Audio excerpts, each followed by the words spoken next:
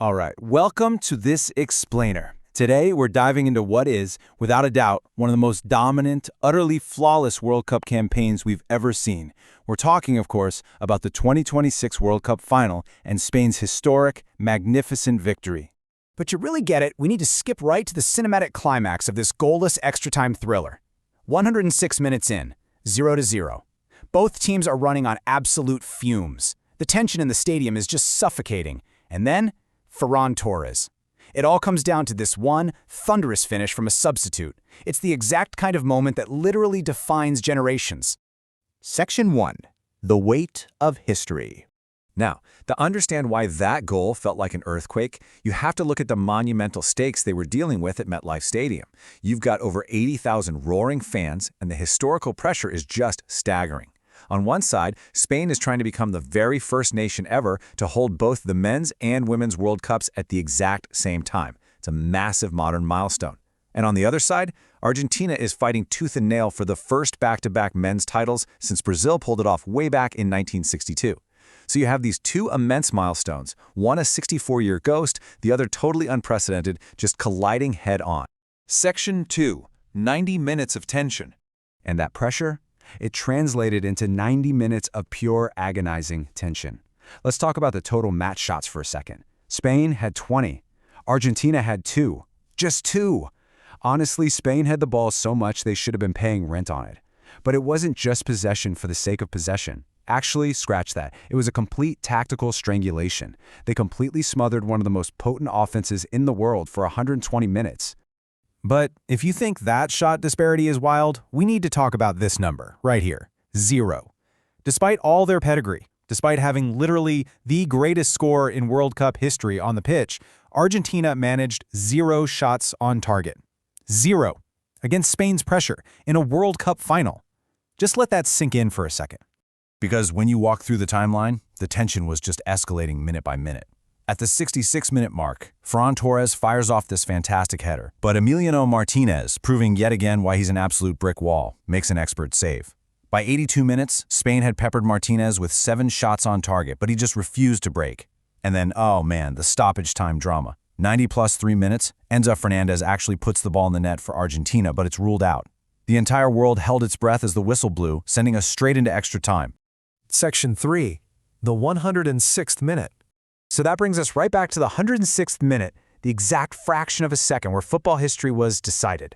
The match reports read, Ferran Torres settled the final with a thunderous finish in the 106th minute. But what that text doesn't explicitly tell you is how this was engineered. It started with a perfect pinpoint cross from 19-year-old Lamine Yamal. Think about that. A teenager delivering on the biggest stage on earth, finding Torres right on time to leave Martinez with absolutely no chance. And this play? It perfectly sums up Spain's secret weapon this whole tournament, the substitute striker. Torres was subbed in during the second half. And it wasn't just him. Remember Mikel Merino's late winners earlier in the campaign? Spain's bench became the defining killer blow of this entire World Cup. It's just a masterclass in depth and flawless tactical game management from the sidelines. Section 4. A defensive masterpiece. Of course, you simply cannot win a tournament on late goals alone. You need an impenetrable foundation. And Spain's defensive foundation was an absolute masterpiece. 1. That's it. That is the total number of goals Spain conceded across all 8 matches of the tournament. Just 1 single goal, and that happened way back in the quarterfinals against Belgium. Lifting the World Cup trophy while only giving up 1 goal the entire run, that is the hallmark of historic, absolute defensive perfection. So how did they pull this off? Well, first, Rodri played like a tactical vacuum in the midfield, just sweeping up everything and dictating the pace. Second, they systematically cut Lionel Messi off, keeping him entirely out of dangerous areas. And third, you can see the sheer frustration this caused on the defending champions. Look at the discipline. Argentina drew 6 yellow cards and 1 red card in the final alone. Spain's defensive structure literally forced the reigning champions into total desperation and a complete breakdown. Section 5. Messi's final curtain.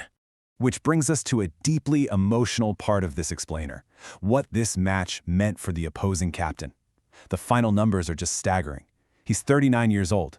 This was his 6th World Cup appearance, and he scored an unbelievable 10 goals in this 2026 tournament alone, proving he was still absolutely elite.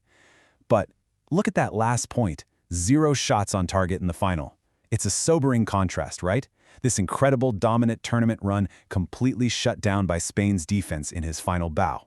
It leads to this really profound realization. For once, the greatest player of all time had no answer. This was the very first time in his entire illustrious career that Messi was held completely scoreless in a knockout match at this level. When that final whistle blew, he just stood there on the pitch at MetLife, looking up, and you could see he knew it was the end.